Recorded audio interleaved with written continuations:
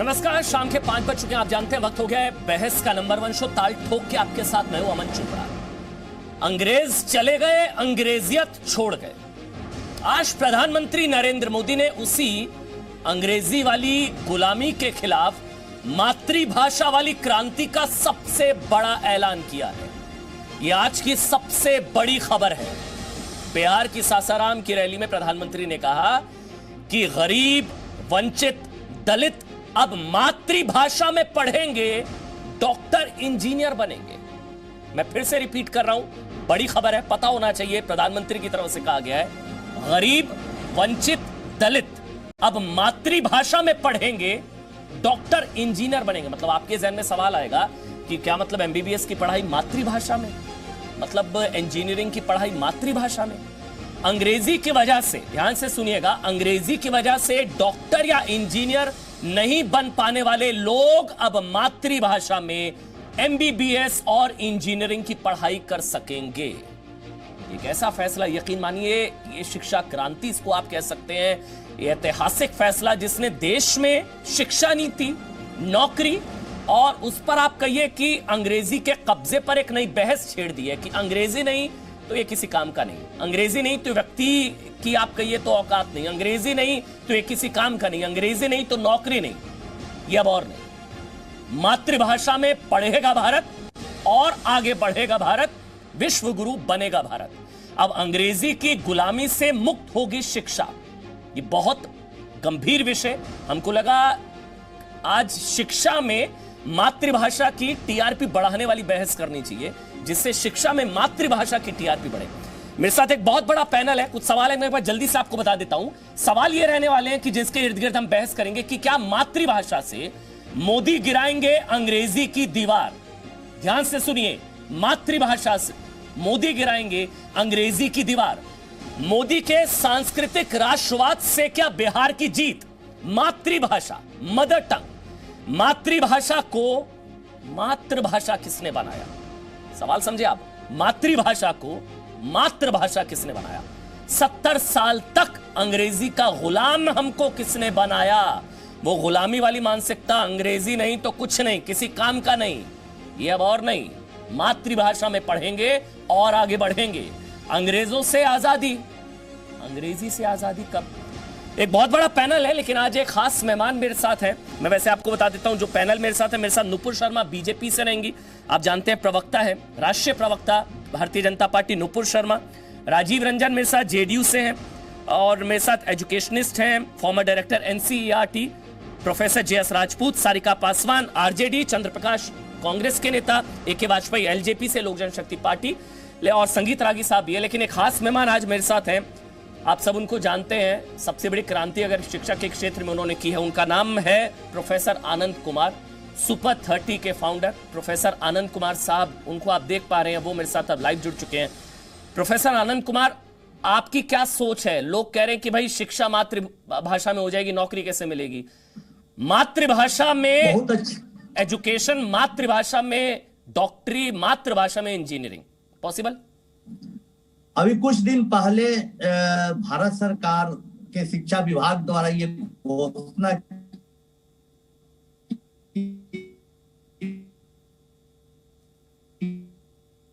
गई थी कि मातृभाषा में प्राथमिक जो शिक्षा है, एलिमेंट्री एजुकेशन, उसको करने की बात है। देखिए, सरकार किसी की भी हो, हम तो किसी पार्टी के कोई न मेंबर है न सदस्य है, लेकिन कोई करता है तो उसकी पढ़ाई होनी चाहिए। तो ये माननीय कि चाहे पढ़ाई इंजीनियरिंग की हो, चाहे मेडिकल की हो, चाहे किसी भी सब्जेक्ट की हो, अगर किसी व्यक्ति को पढ़ने की भूख है, लालसा है, उस समय बाधा नहीं बननी चाहिए अंग्रेजी। आजादी के बाद से देखा गया है कि आजादी के पहले से ही देखा जाए, जमींदारी प्रथा थी और सामंती विचारधारा के लोग पढ़ने नहीं देते थे, बच्चों को स्कूल जाने नहीं देते थे। उसके पहले मैकाले शिक्षा थी, बाद में ये हुए आजादी के बाद। तो कुछ लोगों ने धीरे धीरे, जब सामंती व्यवस्था का समापन हुआ, तो इंग्लिश स्कूल बनाए गए ताकि उसमें अमीर बच्चे जा सके, जिनके पास पैसे हैं वो जा सके, और वो लोग इंग्लिश को ही, अंग्रेजी को ही हथियार बनाकर दूसरे को, जो निचले पायदान के आर्थिक रूप से कमजोर लोग हैं, उनको दबाने का काम किया और आज भी काम ये जारी है।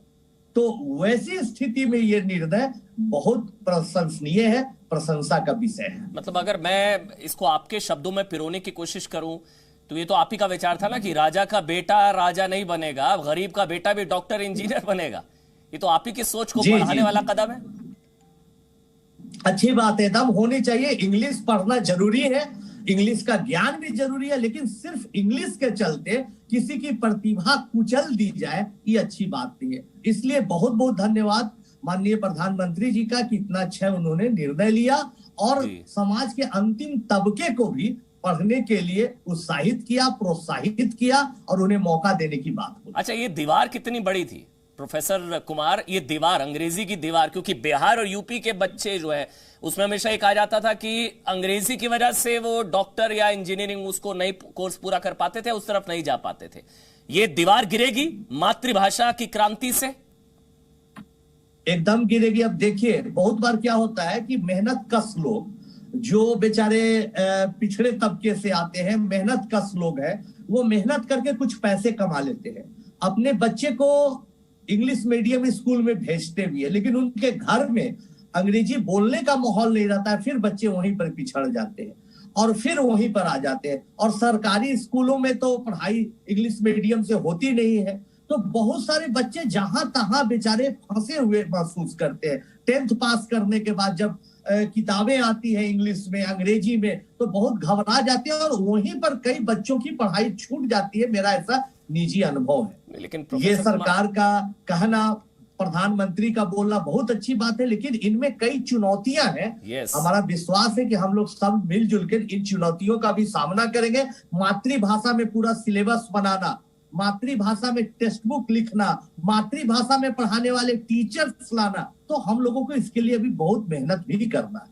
तो फिर मातृभाषा पर सुपर 30 फॉर्मूला बता दीजिए, कैसे होगा ये? लड़ाई बड़ी और कड़ी है। हम लोग तो हम लोग तो सुपर 30 में ये 2 कैरेक्टर बनाए हुए कार्टून का, एक रिक्की का जो कि इंग्लिश में बोलता है और एक भोलू का जो कि मातृभाषा में, बघी में, भोजपुरी में बातचीत करता है। और प्रोजेक्टर पर हमेशा दोनों में नोक झोंक दिखाते हैं कार्टून के जरिए, और अंत में दिखाते, जो कि हमारे फिल्म में भी दिखाया गया, कि जीत मातृभाषा वाले बच्चे भोलू की ही होती है। तो जरूरत इस बात की है कि आप में कितना कॉन्फिडेंस है, आपको कितना अवसर मिलता है। तो अब अवसर मिलेगा बच्चों को, तो गरीब तबका भी पढ़ेगा और हमारा देश आगे बढ़ेगा, क्योंकि डोमेन बड़ा हो जाएगा। ज्यादा से ज्यादा बच्चों को पढ़ने का अवसर मिलेगा, आगे बढ़ने का मौका मिलेगा और समाज में विकास होगा, समाज में समानता आएगी। प्रोफेसर एक चीज हमेशा ये देखा गया है कि जो बच्चा अपनी मातृभाषा में बहुत स्ट्रांग होगा, बहुत कॉन्फिडेंट होगा, अंग्रेजी आने पे उसका कॉन्फिडेंस लेवल खत्म हो जाता है। मैं ये बार बार इसलिए सवाल पूछ रहा हूं, ये बहुत बड़ी क्रांति हो सकती है सर, लेकिन लोग ट्वीट पर मुझसे पूछ रहे हैं कि आप ये पूछिए कि प्रैक्टिकल कैसे होगा? शिक्षा आपकी मातृभाषा में होगी, नौकरी मिलेगी क्या? उनका तो फिर वही प्रायोरिटी होगी कि अंग्रेजी आती नहीं आती है। देखिए, नौकरी मिलना नहीं मिलना, रोजगार बनना नहीं बनना एक अलग बहस का विषय है, लेकिन उस लायक बनना जो इस रेस में पीछे छूट जा रहे हैं बच्चे, जिनको भाषा के चलते उनकी छटपटाहट को समझिए, बहुत कुछ बोलना चाहते हैं, बहुत कुछ एक्सप्रेस करना चाहते हैं, इंग्लिश नहीं बोलने के चलते, पढ़ने के चलते रुक जाते हैं। बहुत बार ऐसा भी देखा गया कि IIT में हिंदी माध्यम से पढ़ के बच्चे जाते हैं तो 1 साल 2 साल उनका बैक ईयर भी लगता है, उनको काफी स्ट्रगल करना पड़ता है, लेकिन फिर धीरे धीरे रिकवर करके अच्छा हो जाते हैं। ऐसा कभी नहीं देखा गया कि वो पिछड़ जाते। तो उनको अगर मौका दिया जाए तो ज्यादा से ज्यादा बच्चों को मौका मिलेगा, इसमें कोई बात नहीं है। तो और अगर बच्चे सक्षम होंगे, ज्ञान होगा, नॉलेज होगा, तो कहीं ना कहीं स्वरोजगार होगा, कुछ अच्छा होगा। रोजगार हमारे देश में कितना जनरेट हो रहा है, नहीं हो रहा है, उसका क्या मुद्दा है, एक अलग विषय है। लेकिन शिक्षा को अगर हम अपने लैंग्वेज में पढ़े, इंग्लिश में भी पढ़े, साथ साथ अपने लैंग्वेज में पढ़ने की सुविधा हो, तो उससे बड़ी बात और कुछ नहीं हो सकती। आप जाइए, चाइना आज बहुत विकसित कंट्री है, भले हम जो भी कहें, वहां के शिक्षा का भी स्तर अच्छा, क्यों? क्योंकि वो लोग अभी भी चाइनीज में पढ़ते हैं और लोगों की जो मन में भावना है, सोचने की कला है, उसको अपने भाषा में। रसिया देखिए, बहुत सारे ऐसी कंट्री है, फ्रांस देखिए, जहां पर फ्रेंच में पढ़ाई होती है। तो इसलिए कई ऐसी यूनिवर्सिटी जापान में जहां इंग्लिश पढ़ाई होती ही नहीं, टोक्यो यूनिवर्सिटी में अब शुरू हो रही है कोई कोई डिपार्टमेंट में पढ़ाई इंग्लिश की, तो अपने भाषा में करके आप बहुत अच्छा कर सकते हैं, ऐसा मेरा भी मानना है। अच्छा, ये मेरे को ये बताइए ना कि ऐसा होता है, क्योंकि ये बिहार के परिप्रेक्ष्य में मैं सवाल पूछ रहा हूं। बिहार की सासाराम की रैली में प्रधानमंत्री की तरफ से ये शिक्षा क्रांति की बात की गई है, मातृभाषा वाली क्रांति की बात की गई है। बिहार के ही बच्चे दिल्ली मुंबई बाहर पढ़ने जाते हैं और वो भाषाई दीवार होती है जिस वजह से वो कॉन्फिडेंस लूज करते हैं। ये जो मेंटेलिटी है सर, मैं बहुत सीरियसली सवाल पूछ रहा हूं, एक मेंटेलिटी है, इसको अंग्रेजी नहीं आती है किसी काम का नहीं है, इसको अंग्रेजी नहीं आती है नौकरी नहीं लगेगी इसकी, अंग्रेजी नहीं तो किसी काम का नहीं, वो चीज बदलेगी क्या इससे? एकदम बदलेगी अगर इसको, हाँ ये हम मानते हैं कि बहुत अच्छा कदम है, लेकिन इसमें चुनौती है, इसमें बहुत संघर्ष है। लेकिन अगर मिलजुल के सभी शिक्षक, सभी अधिकारी, सब लोग इसको करते हैं और इसको सम्मान के साथ जोड़ते हैं, स्वाभिमान के साथ जोड़ते हैं और इसको मेहनत करके 2-4 साल में हम लोग इस स्थिति में आते हैं कि इसको हम लोग लागू करने से बहुत फायदा है। हम तो बोल रहे हैं कि जो बच्चे अभी आप बता रहे दिल्ली जाते हैं, जहां जाते हैं, अपने आप को छोटा समझते हैं, हीन भावना से ग्रसित होंगे, कभी ऐसी स्थिति नहीं आएगी। और जो बच्चे तेज हैं, जो मेहनती हैं, प्रतिभाशाली हैं, उनको खुलकर आसमान में उड़ने का मौका मिलेगा। मतलब अंग्रेजी काबिलियत का पैमाना नहीं।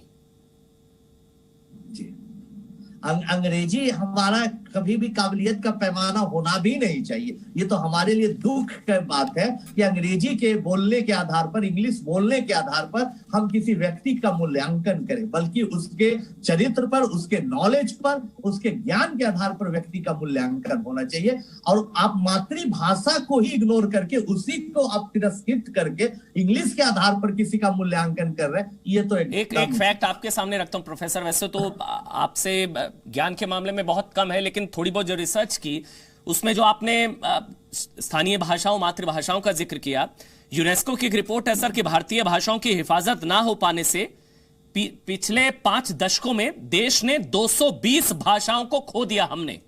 हमने अपनी 220 भाषाओं को खो दिया। यूनेस्को ने 197 भारतीय भाषाओं को लुप्त प्राय घोषित किया। मतलब इतनी भाषाएं हमने खो दी, नंबर 1। नंबर 2, बापू राष्ट्रपिता महात्मा गांधी भी कहते थे कि विदेशी माध्यम से बच्चों पर अनावश्यक दबाव अंग्रेजी सिखाना गुलाम बनाने जैसा। ये लड़ाई इसलिए भी जरूरी कि 70 सालों तक वो अंग्रेजी गुलामी वाली मानसिकता तक हम लोगों को किसने बांधा हुआ था सर? ये सही बात है, अंग्रेज तो चले गए, लेकिन उनके द्वारा थोपी चीजों को हम लोग अभी भी ढो रहे हैं। कई लोग लॉजिक देते हैं, इस तरह के डिबेट में कई बार आने का मौका मिला, कई लोग तर्क देते हैं कि देखो भाई, अगर इंग्लिश नहीं जानोगे तो आगे कैसे पढ़ोगे। मैं कभी भी इसका विरोध नहीं करता हूं कि इंग्लिश नहीं जानो, पढ़ो, लेकिन सिर्फ इंग्लिश न जानने के चलते तुम्हारा विकास रुक जाए, तुम्हारे रास्ते अवरुद्ध हो जाए, उसमें कांटे और रोड़े आ जाए, ऐसा नहीं होना चाहिए। तो ये जो प्रधानमंत्री जी का बोलना है, इसका अच्छा से इम्प्लीमेंटेशन हो, इसको हम लोग अच्छे से उतारे धरातल पर, तो बच्चों को, युवाओं को फायदा जरूर। अच्छा, एक आखिरी सवाल, क्योंकि ये बिहार चुनावों के मद्देनजर बयान है और ये कहा जा रहा है कि एक तरीके से प्रधानमंत्री नरेंद्र मोदी का मातृभूमि वाला ये राष्ट्रवाद है, सांस्कृतिक राष्ट्रवाद, कितना असर बिहार के लोगों पर, ये फैसला बिहार के लोगों को, बिहार के युवाओं को कितना इफेक्ट करेगा, उनके लिए कितना बड़ा फैसला? क्योंकि सबसे ज्यादा अंग्रेजी की दीवार उन्हीं के सामने होती है सर। अगर मैं गलत हूं तो बताइए, कितना असर डालेगा बिहार के लोगों पर? सही बात है, अच्छी बात है, लेकिन ये इलेक्शन पर कितना मुद्दा हावी होगा, कितना अच्छा होगा, इसको कैसे युवा लोग लेंगे, ये तो आने वाला वक्त 10 तारीख को रिजल्ट हम और आप देखेंगे। अच्छा, बिहार के लोगों के हमारा कहना है, दिल के करीब है, हमारा कहना है जी, हमारा कहना है कि अच्छा प्रयास है, अच्छा कदम है, हमारे तरफ से काफी इसका अप्रिसिएशन है। नहीं तो क्या ये बिहार के लोगों के दिल के करीब है ये मुद्दा? उनको लगेगा हाँ हमारी बात भाई किसी ने की। हाँ लगेगा, क्योंकि बिहार, उत्तर प्रदेश और मध्य प्रदेश, राजस्थान, इन प्रदेशों को, छात्रों को देखने का मौका मुझे काफी मिला है। तो अंग्रेजी के चलते काफी रुकावट होती है, तो अगर कोई अच्छी योजना आती है, वो फलीभूत होती है, वो धरातल पर आती है, तो लोग खुश तो होंगे। अच्छा, पिछली सरकार के दौरान कभी इस मुद्दे पर बात हुई? आप तो क्योंकि इस सेक्टर से, शिक्षा के क्षेत्र से शुरुआत से जुड़े रहे हैं, तमाम राज आपने। पिछली सरकार से हमारी बात आईआईटी के पैटर्न के सुधार पर काफी होते रही है, लेकिन ये पहली दफा है जब सरकार ने चाहा कि मातृभाषा अच्छी तरीके से लोग सीखे और उसी में लोग बात करें। चलिए एक आखिरी बात, कुछ प्रयास करें, प्रधानमंत्री को पढ़ाई कहना करें। चाहते हैं, कुछ देश की सरकार को, प्रधानमंत्री को कुछ कहना चाहते हैं, कोई संदेश देश हम के युवाओं धन्यवाद को? देना चाहते हैं और कहना चाहते हैं कि जिस तरीके से आपने इनकी घोषणा की है उस तरीके से धरातल पर लाइए। युवाओं के दर्द आपने समझा, बहुत बहुत आपका धन्यवाद, प्रणाम। बहुत बहुत आपका भी धन्यवाद, प्रणाम प्रोफेसर कुमार। इसी तरह के आप राष्ट्र निर्माण में लगे रहिए। बहुत बहुत शुक्रिया, आपने समय निकाला जी न्यूज के लिए, ताल ठोके के लिए बहुत बहुत शुक्रिया। बहुत बहुत शुक्रिया प्रोफेसर कुमार। डिबेट को आगे बढ़ाएं, अपने राजनीतिक मेहमानों के पास जाएं। एक बार कोटा के बच्चे क्या कह रहे हैं वो सुन लेते हैं। वो समझना और जानना बहुत जरूरी है कि अंग्रेजी की दीवार गिरेगी और मातृभाषा में पढ़ेगा भारत, विश्वगुरु बनेगा भारत। सुन लेते हैं। अगर ये वास्तव में अगर ऐसा होने जा रहा है कि ये जो मातृभाषाओं में ही आगे की जो पढ़ाई होगी इंजीनियरिंग और मेडिकल की, तो ये छोटे गांव और छोटे कस्बे के जो बच्चे हैं जिनके बेसिक जो एजुकेशन हिंदी मीडियम में होती है या स्थानीय भाषाओं में होती है, उन बच्चों को काफ़ी फ़ायदा मिलेगा। देखिए, हम लोग हिंदी मीडियम से पढ़ते हैं, उसके बाद लिमिटेड टाइम में इंग्लिश मीडियम में जब कन्वर्ट होते हैं तो 2 साल में निकालना थोड़ा टफ टास्क पड़ जाता है। इसलिए हमारे हिसाब से हिंदी मीडियम में हो जाएगा तो बहुत बच्चों को सुविधा रहेगी। दूर दूर से जो आते हैं जैसे मणिपुर, असम वगैरह से, तो उनका हिंदी बहुत वीक रहता है और इंग्लिश में भी, तो उनका जो रीजनल लैंग्वेजेस रहता है और उनमें वो समझेंगे तो उनको ज़्यादा समझ में आएगा। इससे उन बच्चों को काफ़ी फ़ायदा मिलने वाला हो सकता है या बन सकता है जिनकी इंग्लिश थोड़ी सी वीक है और वो कॉलेज में जाकर के अपने आप को सफ़र करते हैं। यानी हम कई हद तक कह सकते हैं कि अगर रीजनल लैंग्वेज या मातृभाषा के अंदर ऐसी पढ़ाई जो कंपटीशन के बाद कॉलेज को ज्वाइन करने के साथ स्टूडेंट के साथ रहेगी तो उनको वाकई में काफ़ी अच्छा फ़ायदा मिलने वाला है। मतलब आप एक चीज सोचिए, इस चीज का अंदाजा लगाइए। कहा प्रधानमंत्री नरेंद्र मोदी ने बिहार के सासाराम में, असर पूरे देश पर, पूरे देश के युवाओं की एक ही आवाज, मातृभाषा में। मातृभाषा, जो अंग्रेजी की दीवार है वो मातृभाषा वाली क्रांति, मातृभाषा वाला राष्ट्रवाद, सांस्कृतिक राष्ट्रवाद। मेरे साथ नुपुर हैं, बीजेपी से। नुपुर, स्वागत है आपका। पहला सवाल वही कि भाई मातृभाषा वाला राष्ट्रवाद जिताएगा चुनाव बिहार में, और कितनी बड़ी क्रांति, शिक्षा क्रांति है? आपको ये मातृभाषा वाला राष्ट्रवाद लग रहा है, मुझे ये निसेसिटी लग रही है, जरूरत लग रही है। आप कहीं भी चले जाएं, ऐसा तो है नहीं कि हर सो कॉल्ड फर्स्ट वर्ल्ड, बहुत ही ज्यादा जो डेवलप कंट्रीज मानी जाती हैं, उनके अंदर सभी को 100% अंग्रेजी आती है। तो अगर उनके जैसे आप जर्मनी लगा लीजिए, फ्रांस लगा लीजिए, इटली लगा लीजिए, लोगों को अंग्रेजी नहीं आती तो क्या बच्चों की पढ़ाई रुक जाती है? क्या उनकी एम्प्लॉयबिलिटी रुक जाती है? क्या उनकी रोजगार में क्या रुकावट आ जाती है? क्या ऐसा क्यों है केवल हमारे देश में कि अंग्रेजी की पढ़ाई बहुत जरूरी हो गई थी टर्शरी लेवल की और उच्च शिक्षा के लिए? ये मैं कहूंगी मोदी जी का ये सिक्सर है, और वो इसलिए है क्योंकि जो दिमाग बिहार का बच्चा रखता है, जो समझदारी बिहार का बच्चा रखता है, उससे जरूरी यही है कि उसकी पढ़ाई में कभी एक लैंग्वेज की वजह से रुकावट ना आए। अगर वो हिंदी में ज्यादा कंफर्टेबल है तो वो हिंदी में कंटिन्यू करे। ये तो कहीं कहा नहीं गया कि अंग्रेजी की पढ़ाई वापस खींच ली जाएगी। नहीं नुपुर, लेकिन इसकी सहूलियत के लिए नुपुर, बस ध्यान में एक सवाल आ जाता है कि इतने अच्छे अच्छे फैसले चुनावों तक इंतजार क्यों किया जाता है? चुनाव आते हैं तो ये सब घोषणा की जाएगी। ये इतना क्रांतिकारी फैसला मैं भी स्वागत कर रहा हूं, तो चुनावों में इंतजार नहीं करना चाहिए ऐसे फैसले, क्योंकि हाँ बोलिए। आप इसको एनईपी का हिस्सा समझिए। एनईपी अभी हाल में ही आई, हाँ, और वो सिर्फ चुनाव के लिए कोई वो नहीं है। अगर सिर्फ चुनाव के लिए होता तो पिछले 15 साल में जिस तरीके से एनडीए की सरकार ने काम किया, नहीं करती। एम्स पहला खुल चुका, दूसरा खुलने की कगार पे है, एयरपोर्ट्स खुल गए हैं, मेडिकल कॉलेजेस खुल चुके हैं, 28 मेडिकल कॉलेज, 1 लाख जिनके अंदर आप लगा लीजिए पैरामेडिक्स के लिए और चिकित्सकों के लिए, किस किस के लिए हमें रोजगार बनाया है। तो ये आप समझिए, और ये सिक्सर और गेंद जो है सीमा रेखा के पार जा रही है। चंद्र प्रकाश जी, अब ये तो चेक एंड मेट है, मतलब ऐसा मुद्दा ना उगलते बन रहा है ना निगलते। विरोध करें तो विरोध तो कर नहीं सकते, बिहार के लोगों का विरोध करेंगे क्या? ये तो सिक्सर, नुपुर कह रही है सिक्सर मारा है प्रधानमंत्री नरेंद्र मोदी ने बिहार में। चंद्र प्रकाश जी फंस गए। अमन जी, हाँ मैं सुन रहा हूं अमन जी। जी जी, मेरा एक बात इस पर कहना है, कहां कांग्रेस ने कोई ऐसा, तो मोदी जी के बयान का ये जो इन्होंने आज कहा है, कोई हम लोग इसके हर बात का इनका विरोध करेंगे, कांग्रेस का ऐसी राजनीति नहीं है और न मेरी ऐसी कोई नीति है। लेकिन एक बात कहना चाहते हैं कि नरेंद्र मोदी जी को हर चीज चुनाव के समय ही, उनको लगता है कि चुनाव के समय ही घोषणा करने का है। अरे भैया 6 बरस हो गया ना, ये आए थे उसी समय इस बात की चर्चा करते। अच्छा, मुझे एक चीज अच्छी लगी चंद्रप्रकाश जी, मोदी जी को रोका आप है मोदी जी के साथ है इस फैसले करने के लिए, आप मोदी जी के साथ हैं और मोदी जी के लिए आप भी ताली बजा रहे हैं फैसले के लिए। देखिए, मैं तो उनको सलाम कर रहा हूं कम से कम इस फैसले के लिए, आप भी उनके लिए ताली बजा रहे हैं, मोदी जी के साथ हैं इस फैसले पर।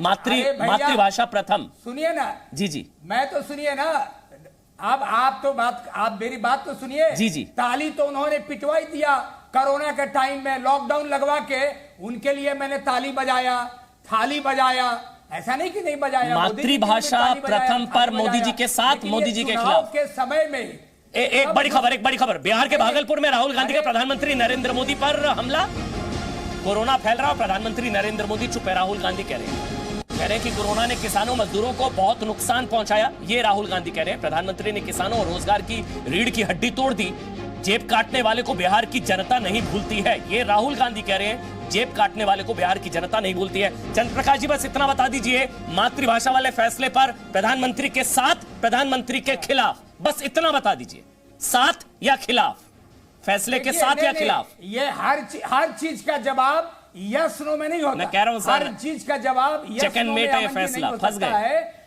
ये चीज जो है ना, चर्चा का विषय है। ये हम तो कह रहे हैं ना कि मोदी जी चुनाव के समय में ही 70 सालों से न चर्चा ही कर रहे हैं, सामने में क्यों फेंकते हैं? 70 सालों से न चर्चा ही चल रही है। नहीं, आपके बिहार का युवा, आपका भाई, आपके बिहार का युवा अंग्रेजी के चक्कर में डॉक्टर इंजीनियर नहीं बन पाता है। आप फंस गए हैं, ना इधर ना उधर, ना निकलते ना उगलते। तारीफ करिए, अच्छा फैसला है, तारीफ करिए, अच्छा फैसला है, बिहार के लिए अच्छा फैसला है। सारिका पासवान फंसेंगे, अमन जी, मोदी जी का काम फंसाना है।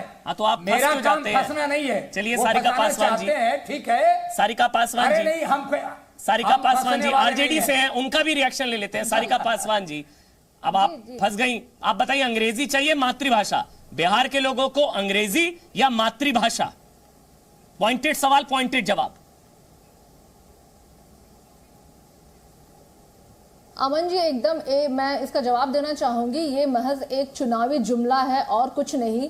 हमारे माननीय प्रधानमंत्री जी ने जो ये दिया कि जो इससे गरीब, शोषित, दलित और अति पिछड़े तबके के बच्चों का उत्थान की जो बात वो कर रहे थे, मैं ये बताऊंगी कि ये कहीं ना कहीं उनको और पीछे ढकेलने वाला फैसला है। आजादी के टाइम में मैं आपको बोलना चाहूंगी, हमारे बाबा साहेब भीमराव अंबेडकर ने कहा था उस दलित, शोषित और समाज के लिए कि अगर आपने अंग्रेजी पढ़ ली तो आपने शेरनी का दूध पी लिया।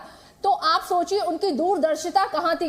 आज आप देख लीजिए, मार्केटिंग ग्लोबलाइजेशन का जमाना है और जिसका की जो सूत्र भाषा है वो अंग्रेजी है। तो आप कहीं ना कहीं एक तबके को पीछे धकेल रहे हैं। आपको बिहार के लोगों का सेंटिमेंट पता है, आप बंदिशें लगा रहे हैं। आप आरजेडी तेजस्वी की पार्टी की प्रवक्ता, आप अंग्रेजी का समर्थन कर रही हैं और बिहार में बिहार के लोगों का मातृभूमि, मातृभाषा के फैसले का विरोध कर रही हैं। और मुख्य धारा, आपको पता है ना आप क्या बोल रही हैं? अमन जी, मैं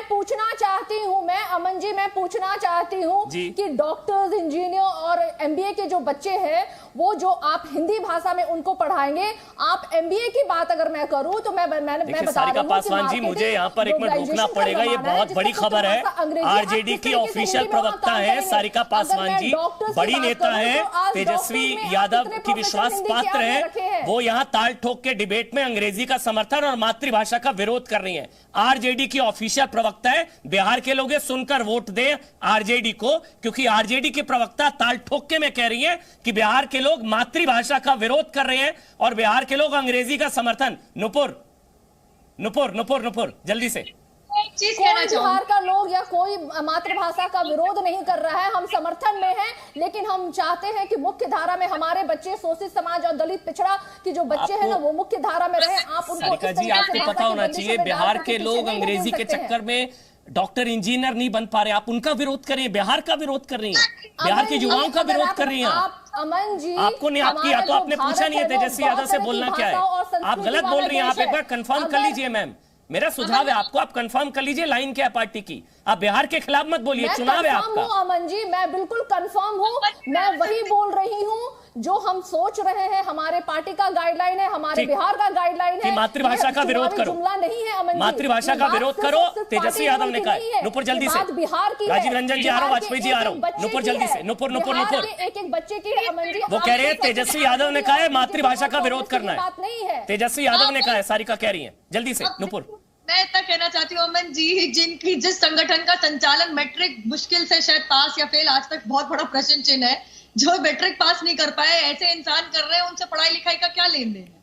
दूसरी बात मैं आपको इतना बता दूं, इनके शायद समझ नहीं आया, अंग्रेजी की पढ़ाई कोई रोक नहीं रहा, लेकिन अंग्रेजी की जानकारी ना होने के लिए किसी की पढ़ाई रुक जाए, उसका एवोल्यूशन, डेवलपमेंट, विकास रुक जाए, उसकी जिंदगी रुक जाए, इसके लिए ये नीति लागू की जा रही है। अगर आपकी समझ में कमी है तो दोबारा समझाऊंगी।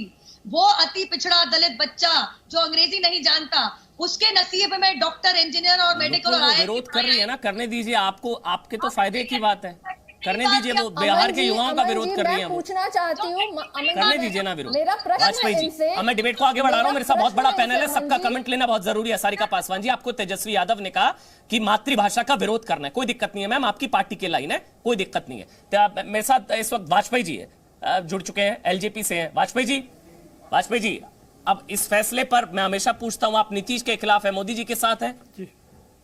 वाजपेयी जी, एक वाजपेयी बिल्कुल साथ हैं, बिल्कुल साथ हैं। और ये फैसला भी अच्छा है कि गरीब गुरबा लोगों को इंग्लिश की वजह से रुकावट नहीं आएगी उनके करियर में, ना उनको नौकरी में रुकावट आएगी, ना पढ़ाई में रुकावट आएगी। ये बहुत अच्छी बात है और ये पूरी तरीके से लागू होना चाहिए। लेकिन इसके साथ साथ एक दिक्कत है कि अभी जो न्यू एजुकेशन पॉलिसी आई है जी, उसमें तो ये मैंडेटरी नहीं है, उसमें भी मैंडेटरी होना पड़ेगा। और अगर मैंडेटरी वर्ड यूज करते हो तो कौन कौन से राज्य में होगा? हिंदी भाषी राज्य तो इसको अप्रिशिएट करेंगे और इसके साथ भी खड़े होंगे, लेकिन साउथ के जो राज्य हैं उनका क्या होगा? तो मतलब ये विषय गंभीर है, लेकिन हम इसको समर्थन करते हैं, पूरी तरीके से समर्थन करते हैं और बिहार की जनता भी इसको समर्थन करेगी। देखिए, बिहार वासियों की जो एजुकेशन में भी हर जगह, मैथिली में भी, भोजपुरी में भी मदर टंग से, और ये रुकावटें अक्सर इंग्लिश की वजह से आती हैं। क्या रुकावटें? प्रोफेसर जेएस राजपूत है, एक पॉलिटिकल डिबेट के इतर भी समझना बहुत जरूरी है। प्रोफेसर जेएस राजपूत हैं, जो कि शिक्षाविद हैं, एनसीईआरटी के फॉर्मर डायरेक्टर हैं। प्रोफेसर जेएस राजपूत, आपका अनुभव क्या कहता है? उसके बाद राजीव रंजन, मैं आपके पास आऊंगा। प्रोफेसर राजपूत, आपका अनुभव क्या कहता है सर? लड़ाई बड़ी कड़ी, देखिए, बोलिए सर। हाँ, आपने जो प्रारंभ किया था और प्रोफेसर आनंद कुमार ने जो बातें कही, मैं समझता हूँ सारी आपकी चर्चा का सार उन्होंने आपके सामने रख दिया। देश की जो विचार है, जो विचारधारा है शिक्षा के संबंध में, मातृभाषा माध्यम के संबंध में, वो प्रोफेसर आनंद कुमार ने बहुत अच्छे ढंग से बता दी। मुझे अभी जो बात की बातें मैंने सुनी तो मुझे लग रहा था कि ये पूछा गया कि अभी क्यों प्रधानमंत्री ने घोषणा की। मेरे जैसा व्यक्ति ये पूछता है कि यह घोषणा 1947 में होनी चाहिए थी, जब हमें अपनी भाषाओं के प्रति सम्मान दिखाना चाहिए था। तब भी हम जानते थे कि जापान जैसा देश अपनी मातृभाषा में बड़े से बड़े शोध कर रहा था। रूस ने अपनी मातृभाषा में ऐसे शोध किए कि अमेरिका को 1960 में अपनी पूरी शिक्षा व्यवस्था बदलनी पड़ी और उन्हें रूस के शोध जर्नल्स का अनुवाद कराना पड़ा। हम अभी तक आंख मूंदे हुए थे। आज का जो प्रधानमंत्री जी की घोषणा है वो नई शिक्षा नीति के संदर्भ में है और इस समय नई शिक्षा नीति को लेकर बहुत जबरदस्त उत्साह है शिक्षा जगत में। राजनेताओं ने भले ही ना पढ़ पाया हो उसको, क्योंकि राष्ट्रपति जी ने उसमें भाषण दिया, प्रधानमंत्री ने 2 दिन 2 भाषण दिए। बिल्कुल ठीक है। और मैं इससे बहुत प्रभावित हूं कि मातृभाषा की बात कही गई है, केवल हिंदी की बात नहीं कही गई। हाँ, ये आवश्यक है कि जब ऐसी स्थिति आए तो उसके पहले से, प्रारंभ से ही ये बात कहनी चाहिए कि जो हिंदी माध्यम से पढ़ेगा उसको किसी तरह की कोई असुविधा नहीं होगी, उसका साक्षात्कार भी होगा तो वहां पर कोई उसकी इच्छा पूछी जाएगी कि वो अपना इंटरव्यू हिंदी में देना चाहता है, अंग्रेजी में देना चाहता है। इस तरह के बहुत से प्रयास आपको करने पड़ेंगे। बोलिए सर। इस ऐलान की टाइमिंग को लेकर के जो लोग भी सवाल खड़े कर रहे हैं, इस देश में चुनाव तो अक्सर होते ही रहते हैं। चुनाव होंगे इसलिए कि देश में अनेक राज्य हैं और उन राज्यों में 5 साल के अंदर कई बार चुनाव होंगे, लेकिन ये फैसला कभी ना कभी तो लेना ही था। और अगर इस ऐलान को फैसले में प्रधानमंत्री जी बदलते हैं, राज्यों के साथ संवाद और उसके बाद एक जो संसदीय कार्यवाही की आवश्यकता होगी। और ये तमाम, तो मैं समझता हूं कहीं ना कहीं ये भारत की महाशक्ति बनने का जो संकल्प है हमारा, उसमें इसकी बेहद महत्वपूर्ण भूमिका हो सकती है। और इसमें कहीं दो राय नहीं है जी कि जो औपनिवेशिक मानसिकता हमारी है और जो मैकाले संस्कृति है, उसका यह असर भारतीय उपमहाद्वीप और अफ्रीकी देशों पर कहीं ज्यादा है। लेकिन अगर हम देखें तो अंग्रेजी की जो चौगाहट है उसको यूरोप के ज्यादातर देशों में स्वीकार्यता नहीं है। और जिस तरह से अलग अलग भाषाओं को बोलकर अनुवादकों के जरिए दो राष्ट्राध्यक्ष संवाद कर सकते हैं, अगर हम विज्ञान और तकनीक को अपनी भाषा में आत्मसात करेंगे तो तस्वीर बदलती दिखेगी। शोध ग्रंथों को लिखना, उन पर काम करना, और उसके बाद जब हम कामयाबी के परचम लहराएंगे तो निसंदेह अंग्रेजी एक संपर्क भाषा के तौर पर जो उसकी अहमियत है, अंग्रेजी का विरोध नहीं, लेकिन अपनी भाषा में इसकी जरूरत है। बिल्कुल अंग्रेजी का विरोध नहीं, लेकिन अंग्रेजी ना आने की वजह से कोई आगे पढ़ाई ना कर पाए, ना डॉक्टर बन पाए, ना इंजीनियर बन पाए, वो भी नहीं। अंग्रेजी कोई आपको दीवार नहीं। प्रोफेसर रागी, मैं अब आपके पास आ रहा हूं, उसके बाद मैं नुपुर फिर आपके पास आऊंगा। प्रोफेसर रागी, 47 में ही हो जाना चाहिए था जो डॉक्टर राजपूत ने कहा सबसे इंपॉर्टेंट, ये तो 47 में हो जाना चाहिए था। 70 सालों तक अंग्रेजी का गुलाम, वो अंग्रेज चले गए, अंग्रेजी छोड़ गए। 47 में, 42 में अंग्रेज छोड़ो भारत, और अब 2020 में अंग्रेजी छोड़ो भारत होना चाहिए। अब हो रहा है, मतलब 47 में हो जाना चाहिए था। देखिए यदि जब बार बार हम गांधी जी को दोहराते हैं, यदि गांधी जी के सपनों का भारत यदि हम बनाने की बात करते हैं, तो उसमें तो हिंदी का वही स्थान होना चाहिए जो राजपूत जी कह रहे थे और जो प्रधानमंत्री जी ने आज कहा है। एक बात मैं यहाँ बताना चाहूंगा आपके दर्शकों के लिए कि गांधी जी हिंदी प्रचारणी सभा के लिए साउथ इंडिया जाया करते थे। एक बार वो सीवी रमन के घर पे रुके हुए थे और खाना खाने के शाम में टहलने के वक्त सीवी रमन से पूछा कि इस देश की राष्ट्रभाषा क्या होनी चाहिए, पढ़ाई लिखाई की भाषा क्या होनी चाहिए। तो सीवी रमन ने कहा बापू आप ही बताएं। तो उन्होंने कहा मेरी तो इच्छा है कि ये हिंदी में ही होनी चाहिए। सीवी रमन ने भी इसका समर्थन किया और जो गांधी जी ने इसके तर्क दिए वो बड़ा अद्भुत तर्क है। उन्होंने कहा कि इस देश का युवा वर्ग जब अपने सबसे मोस्ट फर्टाइल यानी कि लिखने पढ़ने और सीखने के सबसे ऊर्जावान काल में जब होता है तो वो दूसरे देशों की भाषाओं को सीखने में अपना समय व्यर्थ करता है। और इस सीखने के बावजूद भी 15 साल 20 साल खत्म करने के बावजूद भी उसे ये समझ में नहीं आता है कि वो जो सीखा है वो सही सीखा है या नहीं सीखा है। तो यानी कि जो मोस्ट फर्टाइल पीरियड है वो विदेशी भाषाओं को सीखने में लगा देता है, उसकी क्रिएटिविटी खत्म हो जाती है। तो इसीलिए गांधी जी ने कहा कि हमको अपने देश की ही भाषा में शिक्षा का माध्यम करना चाहिए। देखिए होता क्या है, अभी क्या होता है कि हिंदी में वो बेचारा सोचता है, अंग्रेजी में ट्रांसलेट करता है और इसके बाद वो लिखता है। तो 3 स्तर पर शिक्षा में जो विषयों का संप्रेषण होता है वो 3 स्तर पर होता है। बिहार और उत्तर प्रदेश, बस 10 सेकंड अमन 10 सेकंड बोलिए सर। उत्तर प्रदेश और बिहार के ऐसे लोग आते हैं जिनको मैंने देखा है जब से यूपीएससी में हिंदी को थोड़ा सा प्रोत्साहित किया जाने लगा है, एक से एक टैलेंटेड लोग शोध पत्र लिख रहे हैं, यूपीएससी की परीक्षाओं में सफल हो रहे हैं। ठीक, हिंदी जो है और भाषा जो एक माध्यम है संप्रेषण का, उससे किसी की योग्यता नहीं तय की जाती है। नहीं सर, पता मेरे लिए वो लोग, मैं उन पर ज्यादा नुपुर में 1 मिनट आ रहा हूं क्योंकि चंद्र प्रकाश जी का कमेंट लेना बहुत जरूरी, उसके बाद नुपुर आप जवाब दे दीजिएगा। चंद्र प्रकाश जी यहां पर प्रोफेसर संगीत रागी हैं, दिल्ली यूनिवर्सिटी में प्रोफेसर हैं, उन्होंने भी बापू राष्ट्रपिता महात्मा गांधी की बात करी। सवाल आपसे इसलिए क्योंकि आप गांधी की पार्टी हैं, आप दावा करते हैं ना गांधी की पार्टी, वो अलग सरनेम स्कैम है, वो उस पर मैं नहीं जाऊंगा, लेकिन आप मानते हैं अपने आप को क्योंकि गांधी की पार्टी। तो राष्ट्रपिता महात्मा गांधी के क्या विचार थे वो तो आप जानते ही हैं। अंग्रेजी सिखाना, गुलाम बनाने जैसा, विदेशी माध्यम से बच्चों पर अनावश्यक दबाव। राष्ट्रपिता महात्मा गांधी, मातृभाषा में अधिक से अधिक ज्ञान होना चाहिए। ये अंग्रेजी से रटने नकल की प्रवृत्ति बढ़ती है। गाय का दूध कभी मां का दूध नहीं हो सकता। राष्ट्रपिता महात्मा गांधी, मातृभाषा पर महात्मा गांधी के विचार, ये मैंने आपके लिए स्क्रीन पर डाले हैं सर, एक बार आप भी, क्योंकि आप गांधी की पार्टी हैं, लेकिन 70 सालों तक आपने क्या किया मातृभाषा के लिए, वो मैं आपसे सवाल लूंगा। मातृभाषा में अधिक से अधिक ज्ञान होना चाहिए। राष्ट्रपिता बापू महात्मा गांधी 1909 ईस्वी में स्वराज्य में विचार उन्होंने प्रकट किए। उन्होंने कहा कि अंग्रेजी सिखाना गुलाम बनाने जैसा है। विदेशी माध्यम से बच्चों पर अनावश्यक दबाव। बोलिए चंद्र प्रकाश जी, गांधी की पार्टी और आप लोगों ने कभी मातृभाषा, ये फैसला आप लोगों ने क्यों नहीं किया? बिल्कुल नहीं, मैं अरे एक बात नहीं आप सुन तो लीजिए अमन जी। देखिए एक बात बिल्कुल साफ है। एक तो पहली बात है कि ये 70 वर्ष की जो आप बात करते हैं, तो केवल आप ये नहीं कह सकते कि कोई हिंदी का कोई कांग्रेस पार्टी ने तो कभी विरोध नहीं किया, या कांग्रेस ने अंग्रेजी को इस देश पर थोपा है, ऐसी बात नहीं है।